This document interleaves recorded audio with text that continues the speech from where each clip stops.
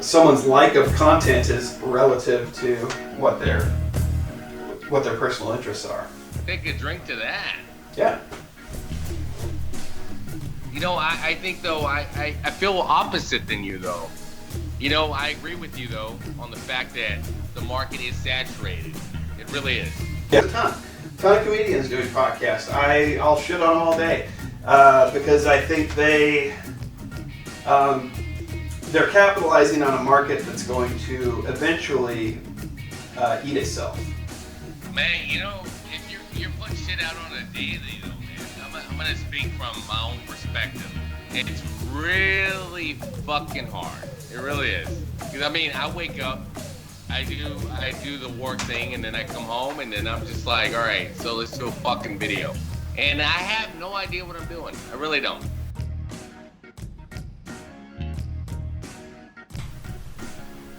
All right, we got sound. We got sound, we got video. You bet. All right, welcome. This is very special to me. I finally get to sit down and talk with the Joe Madness. So for me, Edwardo, I'm excited to be able to do that. So thanks, Joe, for coming and sitting down with me today. I want to talk a lot about some stuff, and this isn't like this isn't a me thing. This is an us thing. So we're working together here, doing a collaborative effort with what we're talking about. So I think I'll tell everybody a little bit about how I kind of encountered Joe. So I'm part of this Promote Your Podcast page. So we are. Joe's also a member, and about, I don't know, how long ago did you start doing these live reviews? Month and a half? Yeah, something like that, yeah. Yeah, so about that long ago, I kept seeing his mug pop up on the screen there. And so I would regularly, I just got curious. I didn't know really what was going on.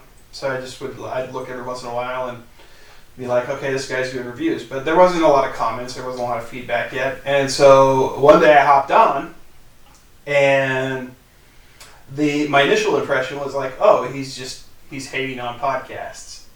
Because, I mean, and so, which kind of got me excited personally, because I think I came from a time period, when I started podcasting in 2008, it was more competitive. More of kind of like a coveted thing. Like a lot of the podcasters, the bigger ones, or not bigger ones, but I guess they would be bigger. Like if I don't know how big they are now, but like Keith and the Girl was really big then, and there was like another show called Never Not Funny, really big then. They still happen today, but they've kind of like faded into the background. And so at the time, getting advice or feedback on how to get started on that was really difficult, and so you had to do a lot of that stuff on your own, and it's pretty grassroots. You built your own web. Like, I had a friend that was going to help with the website development, and then he kind of bailed on me, and so I had to do it all myself, and then I had to create the file, and so now it's a lot more accessible. So it was kind of exciting to me to kind of see somebody, taking the piss out of some of the people that have started podcasting. Because it is, it's not, I mean, I certainly don't have a fantastic show, but I like what I do. I think Joe likes what he does. And so it was exciting to me to see him kind of throwing some flack at people's directions. So I messaged him. I said, oh, we're going to talk about you on our show this week. We didn't actually talk about you. It got to a point where it just kind of moved on beyond that. But I did grab, because I said that, I did grab Soundbites. Because I was going to play them on the show. So here's the first one. Oh. Breaking fucking news. Maybe. Hold on.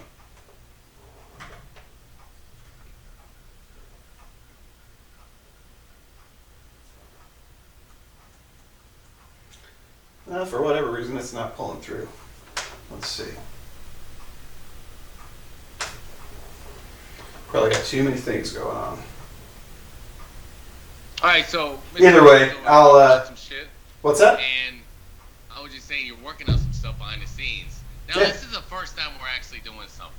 So there's a little bit of technicality issues, but nothing that we can't pull through, you know? Oh, sure. Well, so anyway, I followed up with you because I blew up your chat that day. You reviewed our show. I would say fairly, I mean, not fairly, but I would say you shit on the show. It didn't bother me. I got a kick out of it. I enjoyed having someone sit there and kind of critique the show. And you didn't really necessarily critique it from any kind of critical standpoint. And so I think maybe that's part of what some people take umbrage with. But I actually think that's almost partway genius. And I know I've interacted with you for a while now, Joe, and I think you've seen me kind of as a troll, but I'm not trying to troll you. I think I've given you feedback. You've given feedback to me in return when we've talked about stuff. We've had like some serious discussions about a lot of things. One of the things. So at the time I reached out to you and you're like, well, what's in it for me? Because I wanted to have you on our show at a certain point. And so then we had this whole back and forth that kind of like grew over time. And that was about a month ago. So we've been kind of interacting, and then I'd pop in from time to time into some of your shows when you'd be broadcasting. And over that period of time, over that previous month, I've seen a lot of, I guess we could call it hate come your way. Would you say that's accurate? Yeah, you know what I remember from it, though, from interacting with you, is I think it was, I mean, correct me if I'm wrong, but I think it came from, was it New Year's? I don't think it was that far ago. Further than that? Okay. So no, it was like a month ago. On the balcony, and I was sitting there messaging you, and it's probably a terrible thing to do, but you know what? I'm fucked up all the time. But, yeah, I mean, we've sat here and talked, and I've been doing it for about maybe a month and a half, and yeah, it just, people love you and they hate you. What are you going to do? That's exactly it. There's nothing you can do. It's just what it is. I think, but what excites me about it is it's getting you attention, albeit some of it's negative attention, but at the same time, attention's attention, and you're building a following based on that interaction, and that's what I think is, for me, that's what's exciting. I've got so many windows going on, so if anybody's chatting in or adding any feedback, I'm sorry I don't see it. Let's see, I'm going to take a look here. Oh, I've got someone that says nice. So. People are fucking funny, man. So where we at? We're on Promote Your Podcast? Is that where we're at? Yeah, we are on Promote Your Podcast. Hopefully everything's going swimmingly there. So. But Oh, there we are. Yeah. All right. I see so I think one thing you discovered about me is I'm a little more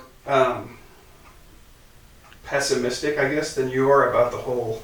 Like, people hate on you, but I actually come from a position of actual more frustration with the volume of people that are podcasting. Just because it's so accessible, and it's not, to each their own. I mean, if someone was telling me that you shouldn't podcast because your show sucks, I wouldn't like that, and that's exactly why I'm not going to go and say that to somebody either, because someone's like of content is relative to what their personal interests are. Take a drink to that. Yeah. I think, though, I feel opposite than you, though. I agree with you, though, on the fact that the market is saturated. It really is. Yeah. Everybody's waking up every fucking day, and they're, you know what? They're saying to themselves, listen to me. I can do a fucking show. Right. But I wouldn't be like if I'm the same wormy guy. We're all looking for the attention, so it's not. I don't consider myself special because I'm right here doing this with my boy Joe here.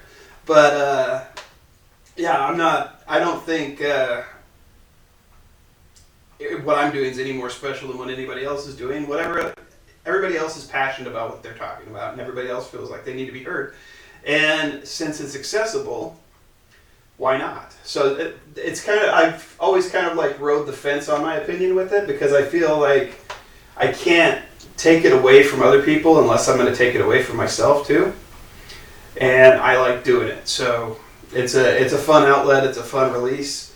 Gets me together with a few of my friends every week, and we get together and talk and kind of just let it all out there. And I think it's definitely cathartic and a good decompressor. I think you're proof in the pudding there with as often as you're on. You generate way more content than I could generate in a month, but you do it in a day. So, because you're on there all the time, which is good, because I think you're resonating. But add to it, Joe. What do you think? Man, what I think about this whole journey, though, is, I kind of feel like a lot of people are delusional. They feel like they can actually do this when they can't fucking do it, And I'm proof in the pudding, like you said, man. Like, I generate so much goddamn content in a fucking week. And tell me, go back and watch the fucking videos. Go watch my audio. Tell me it's fucking garbage. I mean, you guys want to sit there and fucking shit on somebody, but like the man said, I generate so much fucking content, and you guys can't even keep up on your own fucking show. This guy's a fucking fan, and I love him. He's fucking awesome. Go watch his promos, man. It's way better than half the bullshit you guys pump out on a weekly basis. There's one that I showed my girlfriend. I was like, hey, check this out. And he's doing a promo on his beer shtick, right? Where he's sitting there just drinking beer and he's reviewing it, I guess, and he's doing his own show. It's only like 10 minutes long, so go check it out. Right? Time Spent Poorly. What's the name of the show? You can find that at youtube.com/timespentpoorly. Whoa! There you go. See? That's how you fucking do it. You promote yourself, but you don't sit there and you beg motherfuckers to watch you. Come on. Yep. Tell me it's not beautiful. Yeah. You want to fight? You want ever begged more? anybody to watch you, Ward? It's out there. What's that? Have you ever begged anybody to watch you? I couldn't say I had. I mean, we're in these. It depends on how you look at beg. I couldn't say I haven't, because we're in these sites, we're promoting our stuff. But I don't care. Like, if I'm going on, if I can like dissect what you're saying, no, because it's not. At the end of the day, people want to watch me. They want to watch me. I'm not going to sit and force you. I'm going to give you and make it available to you and say, here, this is here. If this is something that interests you, have at it. If not, have a good day. I need the satisfaction of knowing that people are enjoying my content. If they want to, provide that feedback, that makes me happy. But at the same time, I'm not going to be like, hey, will you watch this? Will you watch this? Or will you listen to this? I might say, hey, this might interest you. Something along those lines. But yeah, you can't beg for it.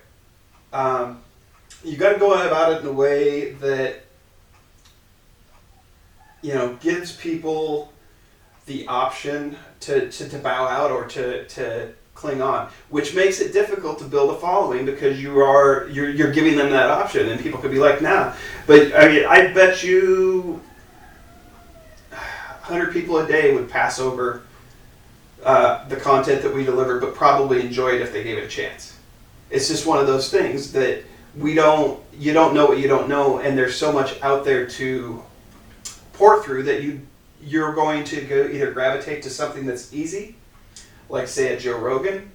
Joe Rogan has been around for probably 12 years now, and he's not really for me. The show, like I get the appeal, and I watch some of his stuff. Oh my God, that's crazy. No, I get the appeal. Listen, I don't mind the show. I don't have a problem with the show per se. I understand why the show is successful, but again, with so much content out there. Tell me what you've been saying before, because we've had many conversations where you were shitting on all these people doing podcasts. Oh yeah, there's a ton of comedians doing podcasts. I'll shit on them all day because I think they're capitalizing on a market that's going to eventually eat itself, because it's twofold. There's a couple things going on. You have companies that are selling themselves to podcasters in that they're saying, hey, we've got XYZ, we've got podcast package, podcast this. And I don't pay a lot of attention. A lot of people know more than I do about all of this because they've invested their time and effort into looking into it. But say Guitar Center's selling a podcast kit with 2 microphones, a shitty ass Rode mixer or something with Simon with Simon buttons on it with red, yellow, and what the fuck are those all about? What are those even for? I don't know. But anyway, it's a shitty mixer. It's like a toy that I would give my kids, but it's $600 by itself. You want to buy the kit with the microphones and the stands and all that shit. It's like $1,000, and people are, they're like, here's my money, and I get it, but fucking do some research, build your shit on your own. I mean, I have a $300 mixer, which is a lot. It's a lot of money for a mixer for what I do, but I upgraded my mixer after 10 years, and I wasn't just going to get the same type of mixer. I was going to do a little bit of a upgrade. I had 8 channels before. Now this one's got 12. I'm not going to use all this is way more mixer than I need. But anyway, that's beside the point. So my microphones are 10 years old. I use them. They're 12 years old. Still using them today. I don't have the fucking most expensive shit on the planet, and I get by, and our show does well. It's the quality of the content that you put out, and I'm not saying everything I put out is quality, because it's definitely not. There's shows that we have that I'm like, meh, but I know, we'll end the night and I'll be like, wow, that was a really good show. We had a lot of good stuff to talk about. Let me cut you off real quick. Yeah. Alright, so if anybody's watching this right now, this is a guy that's sitting there saying that not all of his quality is fucking awesome.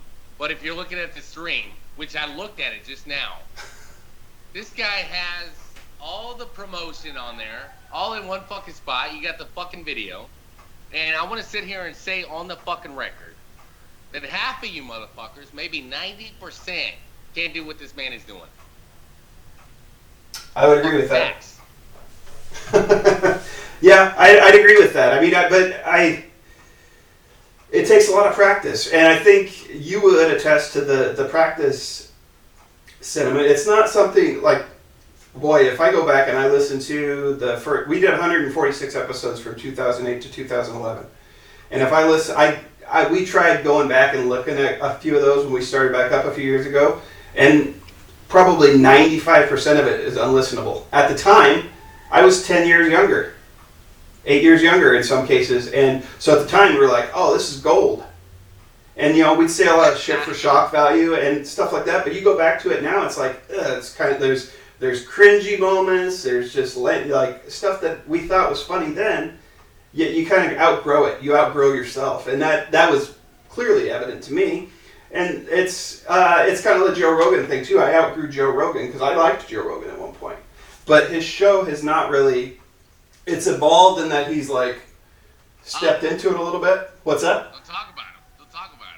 He's got that big fucking cock. He'll knock you off the fucking planet. Oh, I don't care what he does. He can do whatever he wants to me. Joe Rogan. I'm too small for Joe Rogan to give a rat's ass about. But the problem I have with Rogan is he's opened the doors. What's up? Said, yeah. He's gonna say something. Yeah. The problem I have with Rogan is he's opened the doors for a bunch of average comedians. All these comedy specials that are coming out now, average. On Netflix, buying into all these bullshit comedians, average. Here's one. Rogan didn't put Amy Schumer on the map, but I would say, for example, she's garbage. She's talentless.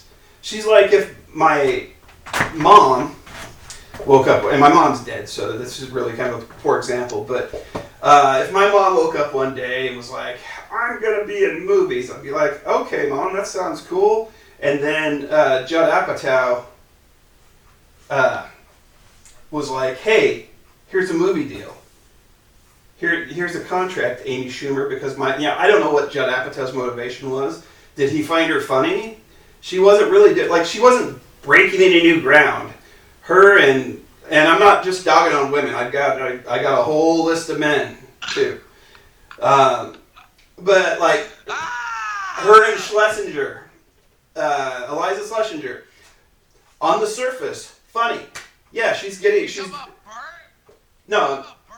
Really? No. Are you talking about Bert Kreischer? Oh, is that the other one? Yeah, I'm talking about Eliza Schlesinger. Oh, okay.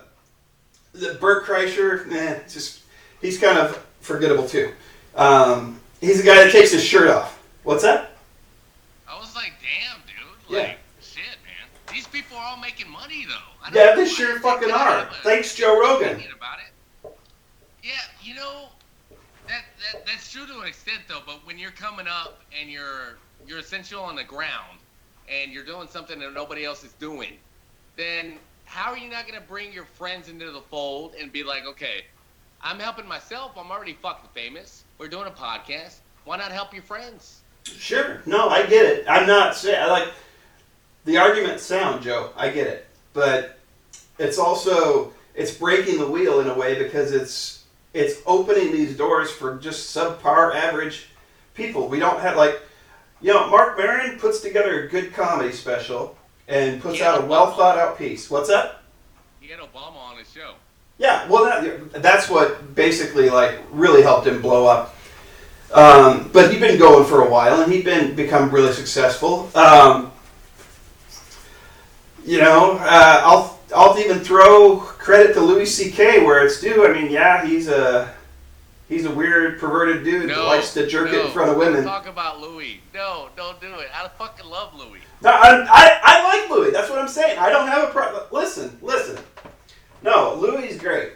I would Louie's say... a Mexican. Yeah, he is. A ginger Mexican. He looks like you. He really does. Okay. Well, I have brown hair, so there's that.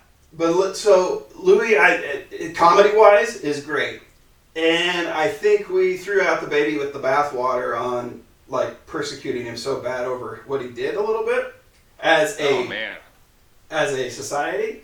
I'm not saying what he did was not wrong, because it certainly was. I don't align with that methodology. Oh my no. God. So listen. He didn't. What's he up? didn't do anything. He just literally asked the fucking bitch. He was like, "Hey, you know what? Can I jack off in front of you? Right. That's what I want to do." And then she was like, "Okay." So what's wrong with that? I really don't fucking understand it. I really don't. No, I don't. I mean, yeah, it's a hard one to pick apart. I get why people are upset about it, but should he be kicked out of comedy or kicked out of yeah, maybe have a timeout. Maybe people should be discerning about the content that they consume, and so if people as a whole, but not everybody or not a small number of vocal people need to decide for me if it's okay or not for Louie CK to continue to do comedy. You follow what I'm saying? I kind of feel like, all right, so there's a bunch of comedians, and you kind of feel the opposite on me on this. But I feel like, okay, so you're making money, you're doing a podcast, you're bringing your friends on the show, and what you call regurgitation of just kind of merry-go-rounding and just having your friends on the show and not really putting anything out. You put that perfectly. That is exactly what they're doing. But I kind of feel like, all right, so... And I'd like to take Tony Hinchcliffe's head on the merry-go-round and put it underneath as it's spinning, and it's going to be one of those ones that's low to the ground, so it's there's only a few inches, so his head's just getting his skin on his face is getting sheared off. I'm making jokes. I'm not going to do this to him, but I don't like Tony Hinchcliffe. What a piece of shit. All right, so you're talking about how Tony Hinchcliffe is a piece of shit. But he has a show literally committed to putting people on the air on his own show that gets so many hits. Kill Tony? Famous. Kill Tony? Yeah, I'm talking about Tony, yeah. Yeah.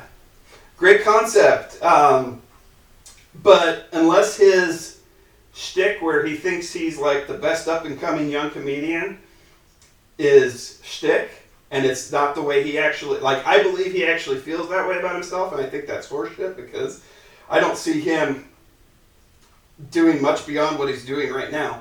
Brian Callen, or not Brian Callen, what's the Red Band? Red Band runs his fucking shit. Red Band? Who's that? Brian Redband used to like run Joe Rogan's shit, and then Joe Rogan like kind of let him go. He's just like a sound engineer. He sucks. One thing I want to say about this though. So you're talking about these stand-up comedians. Now, one thing I won't do though is shit on stand-up comedians. I don't care how bad they suck, because it takes a lot of fucking balls to get up on stage and get fucking roasted by the goddamn crowd, man. I mean, that's gonna be humbling experience if there ever was one. The stand-up's different. The stand-up's different. Yeah, you have to have a certain level of bravery, but you also work your set out over time, and you build your material over time, and you gain your confidence as you do it more. And having that confidence is key in that equation. But at the same time, that doesn't give you the right to kind of just like take advantage of your fans, and that's what I feel like they're doing at this point with these shows. It's regurgitation, it's recyclical nonsense, because it's like, well, you come on my show, I'll go on your show, let's do a show together, let's do this together, it'll be a theme, and this kind of theme is that kind of theme, and fuck that noise. Whoa, it's just hold up, Falk. Alright. Yeah. So that's basically what you do. You hang out with your friends every week, and then what are we doing right now? We're collaborating, right? Right, but we're having a real conversation. They're not having real conversation. No, most of the time not. No, it's like they want to talk about sex or like fuck it. And I don't care if you want to talk about sex. Talk about sex. Though. That's their shtick. Yeah, sometimes shtick doesn't work, or it's overplayed or outdone or overdone. Sorry, overdone, not outdone. You can't outdo stupid shtick. You can certainly underdo it, but they haven't offered anything new in a while. When this first all started, it was a lot of fresh content. We had Mark Maron like going at people and being like, we had conflict. He's like, let's resolve this conflict or not resolve this conflict. Let's have a discussion about it. He was having like a meaningful podcast with meaningful conversations with people. These guys are just getting around, and it's like, they might as well sit in a circle and stroke each other off for, a half hour, 45 minutes. They're doing it for the views. They're all their stuff's on YouTube. It's all over the place. They're getting the views. They're getting the ad revenue. I mean, more power to them, but at the same time, it's garbage. The content that they're putting out is not worthwhile, ultimately, over the long run. You could take all that and condense it. They're just taking advantage of the system that is YouTube at the moment and the algorithm. And, I'm going to do that too, but it makes it much more difficult for me when you have, 1,500 comedians throwing their hat in the ring. And I guess, that's their living they're trying to make, and I understand that. But they also have the advantage of having somebody that's able to kind of help push them through the door. Man, I'm ashamed to sit here and talk to you right now, because it's bullshit, Falk. It really is. Say what you want about these guys, but they're putting out fucking content for their audience. Maybe you're not their audience, but everybody else maybe is. And they're getting so many fucking hits. They're making so much fucking money. I mean, he's talking about Joe Rogan. But what does money have to do with it? That we know of. Money makes the fucking world go around. What are we talking about right now? Yeah. If you were sitting on fucking stacks, would you be doing this goddamn show right now? I tell you right now, if I was fucking sitting on a lot of money, maybe if I got bored, I'd jump on once a month, because I would be waking up doing everything that I fucking dreamed of that I wanted to do, and I wouldn't sit here fucking talking to these stupid podcast motherfuckers that don't have not even less than a fucking ounce of talent. You know what I mean? Yeah, no, I get it. My fucking time. So listen though, and we got to go pretty soon. We're running out of time here pretty quick. But here's what I would add to that is they are creating the content. That's true. They are generating the income from that content. That's true. And they're going to continue to do this until it implodes or eats itself alive, or the companies that do these startups and get all this like financing to get their startup going, and then those fail, and eventually they have to kind of reevaluate their business model, and it might not include doing ads on podcasts, especially, and it will. Okay, so the likes of Tony Hinchcliffe, Andrew Santino, there we go, and all those guys, like those are two that come to mind. Andrew Santino, another douchebag. Tony Hinchcliffe, he's not talented. He's lucky. He's lucky to be where he is. He's not that funny. What about that guy though? What's his name? The guy with the mullet. What's his fucking name? Which guy? With the what? With the mullet? I don't know who you're talking about. Oh, Theo Von. We talked about him before. Theo Von? Yeah, Theo Von. You don't like him either? No, see, okay. I think of all of those guys, Theo Von is probably the most genuine and down to earth. What does genuinity have to do with anything? I mean, you're talking about Chris D'Elia. But he's doing it. He's fire. No. You're wrong, man. Give it some time. Watch him as a study. Study him while he's doing his shit. He is so self-indulgent. I mean, if he could reach his dick with his mouth, he'd be taking fucking Instagram shots, sucking his own cock. I'm serious. I mean, he's like, so they're all of them. I mean, and it takes a certain amount of ego and a certain amount of narcissism to be able to be a comedian and to be able to do that, and I can appreciate that. And, you know, I came up when I was young, really liking comedy, and I still do, but there is a deterioration to what's being delivered today compared to what was delivered, say, 50. I mean, it's just a different type, and maybe it's just not for me, but at the same time, going back to like the revenue and stuff that they're getting from these shows, you look at a show like Kill Tony, he's had the same shitbag setup for the last however long he's been doing it. I don't watch it closely, but it's a folding table with a tablecloth with a logo on it. And I get doing things on the cheap, but if you're making all sorts of money and getting fans out to your shows and doing this kind of, you know, you're promoting yourself, getting fans out to your shows, getting money from the ad revenue that you're forcing your fans to listen to so that they'll go buy a fucking Harry's Razor or a Casper mattress or some bullshit like that, or some MeUndies. If you owe it to your fans at that point to upgrade your shit from time to time and make a fucking quality looking product.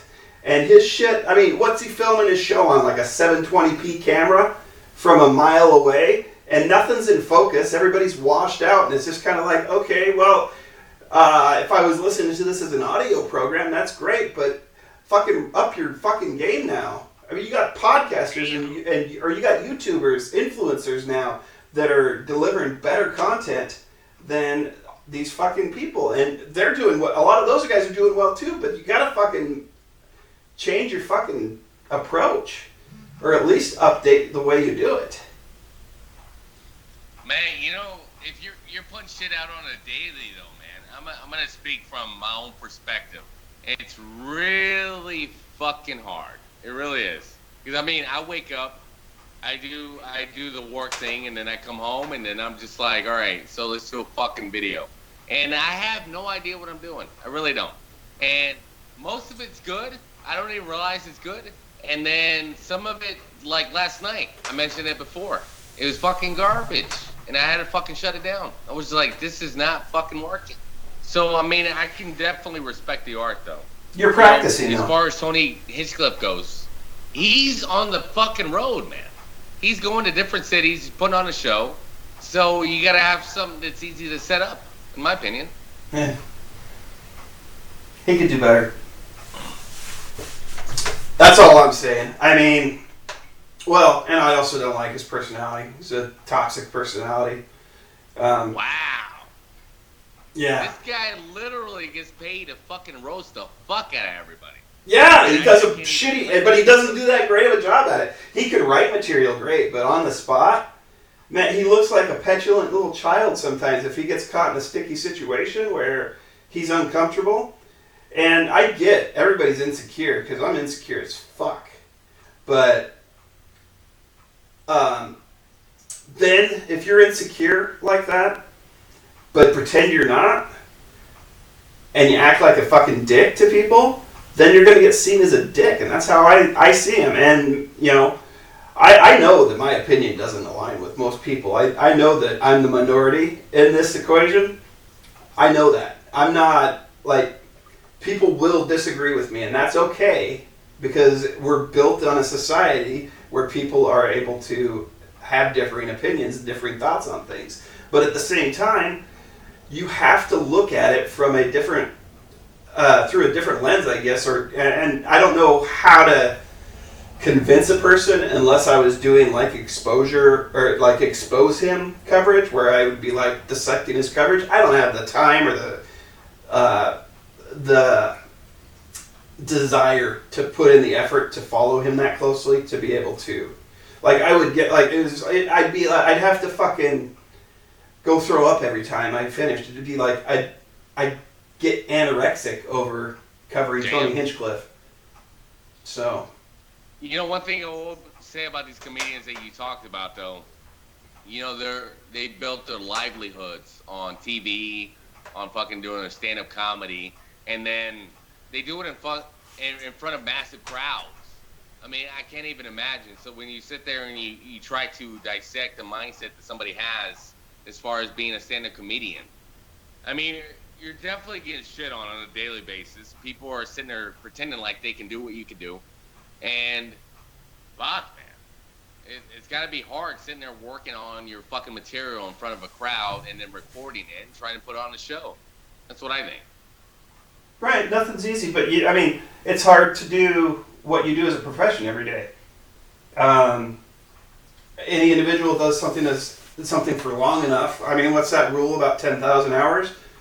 You become an expert or a professional at it. I mean, you could get good at something in less time than that. And I think if somebody is actively wanting to pursue a career in comedy, they're going to push themselves to get better. That's just a thing that a person's going to do. Personally, for me, I tried it out about 10 years ago. Dabbled lightly, locally, on a local level.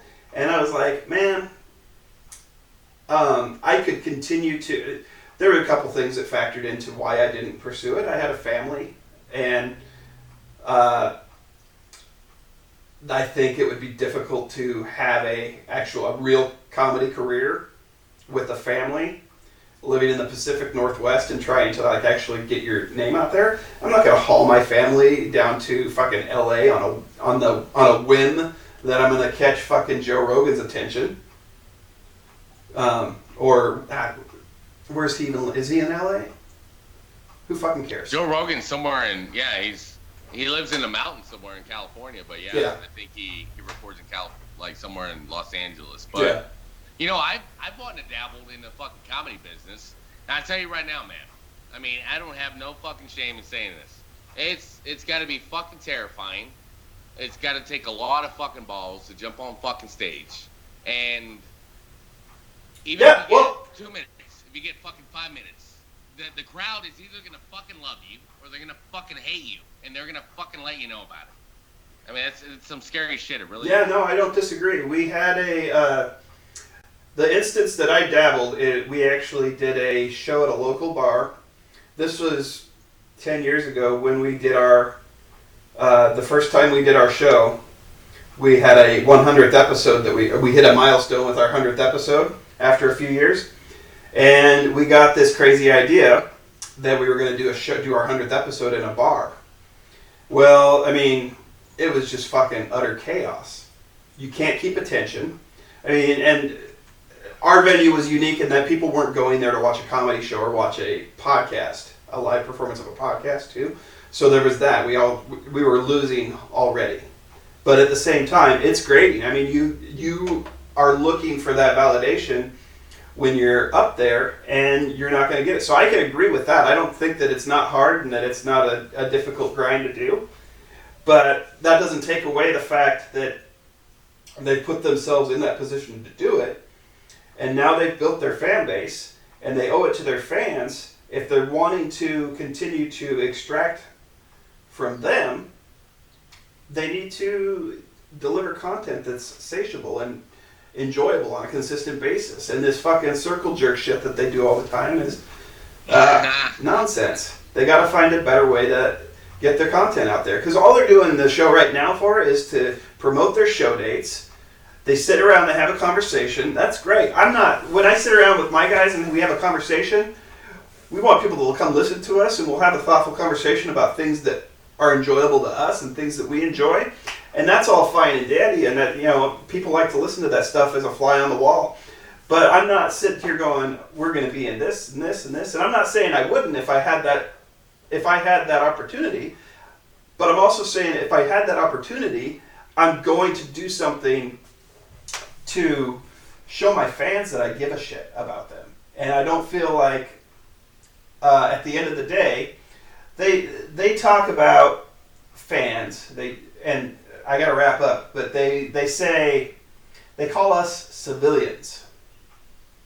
I don't know if you've caught that when you listen to some of these shows, but civilians just don't get it, Joe, is kind of their take on it.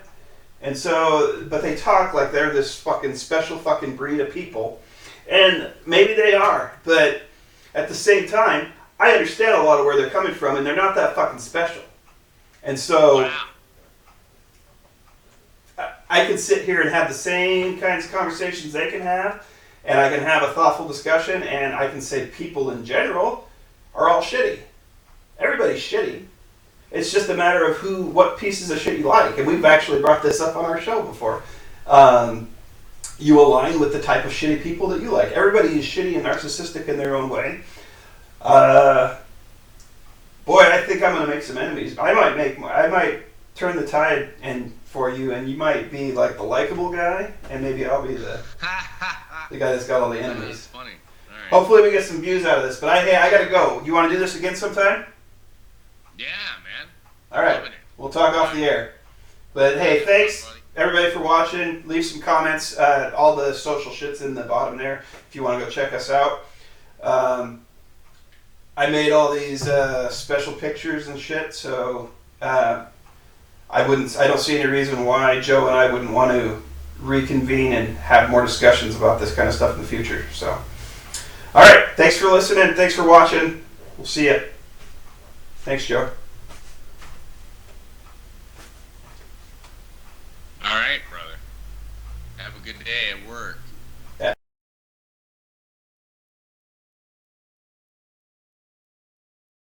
Ties,